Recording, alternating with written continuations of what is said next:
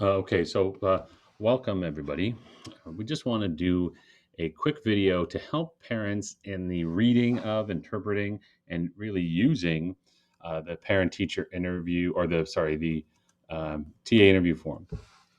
So what we have here, and we're gonna let's just focus in a little bit. Oh, that's too much. You have your TA interview form here, and this will come home.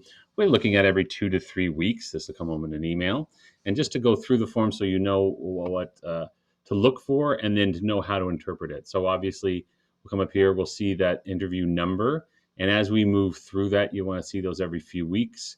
So if that number is a little bit too low, you might want to talk to the TA if we're missing something.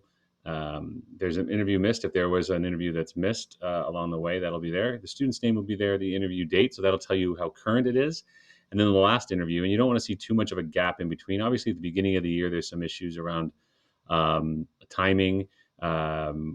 We've had some issues with webmarks, but usually that should be 2, 3, maybe 4 weeks. And then your student number will be there and your TA's name, so the name of the teacher advisor. And then we'll come down here, and this is all of the courses that a student will take. And all their courses are listed here. And then there's units complete. And so there's two columns, last interview and units to date. So it will record at the last time we had an interview, this is how many units were done. And in our WebMarks computer, so the teacher had marked it and everything was entered in properly. And then this is to date. What you want to see as we move throughout the course of the year is you want to see that number increasing between interviews, because usually a student should be, hopefully, creating or completing units every 2 weeks, round or about. And so this will, you'd hope that moves up one or two every single time. But obviously, there's slowdowns or things are held up in marking. And then here's the mark that they have, the running average. And these things are all automatically generated. It's what's in the computer. You can't change those. This is what's in the computer. This is what the TA will write down as to say what unit their students is working on. And this is important because you'll see here, for instance, in this geography class, let's just say it says that there's no units complete, but they're working on unit 5. And so there might be an issue. The issue here is that they're working on this Myriad project, which is a large one. And so there's a whole bunch of different assignments to do, and that there'll be marks coming when that big project is due. And that's our Myriad project is one that's for all the grades, or for the grade 9s, a bunch of different classes together. So it's important that the TA is able to put this, because the student may have completed the units, but they haven't been marked yet, or the marks haven't been entered, or there's some sort of slowdown. So that is what a TA will put in there. And then you can often look at the comments on this side, right in here, that would allow them to have a sense of what exactly is happening.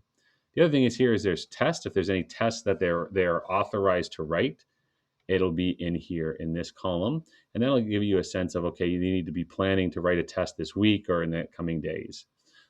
Just some other things that are there. We see the total units completed down here. We want to see that number obviously rising, and so that's done a good job between interviews. It gives you a sense to say here, in a 2-week period, grade 9 and 10 students should be completing 8 to 10 units. Grade 11 and 12 students should complete 6 to 8, just the amount of work, the volume of work, and those sorts of things.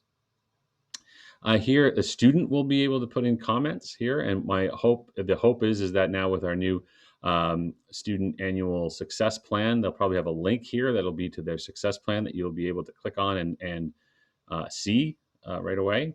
That'll be there. There's a spot here for the TA to make comments. This was often comments that are overall about maybe the social aspects of the child, if they're having some issues, if they're getting along, if they're trying out for a team, or if they're really having success, or if there's a specific plan there. And then there's a second page that is from all of the teachers of this student, and they can put in comments as well along the way. So we're looking for our teachers to be actively engaged in that process as well, to putting in stuff there. One thing that I do want to preface is to say it's super important that we read this column here, the units to date completed, and this column together. If you just look at the mark and say, well, this student's doing really well, and the student is doing really well, hundreds, 99s, and so everything's fine. And if you didn't look over here and they only had 1 or 2 units or 3 units done and it's February or March, it would look like everything's fine with that mark, but you're seeing that they've only got 1 or 2 things done. So it's really important that we're looking at both columns, because if they don't finish all 18 of their units at the end of the year, then they're not going to get the credit in June. There's a possibility of going to summer school, having to carry it over, or quite possibly not getting the credit at all. And so it's super important that when reading these TA interview forms, we're able to see that these two things are together. We have to look at them together and say that the mark is good, they're achieving well, but part of achievement, part of success is that they're also completing tasks and moving forward to whatever their goal is. And then as we get on later in the year and we look at our student success plan, or annual success plan, the student's annual success plan,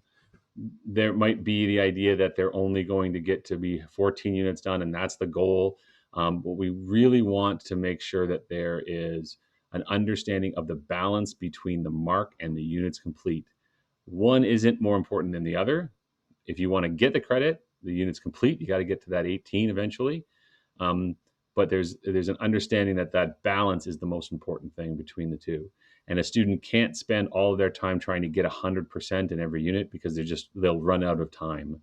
And it's super important that we understand the importance of balance here, and then how that balance affects the work that they do and the planning that they do, which is what you see in these two columns. So I hope that helps. And again, if there's ever any questions, the first person, as always, to contact when you have questions about anything that happens at Mary Ward is your child's TA. Thank you.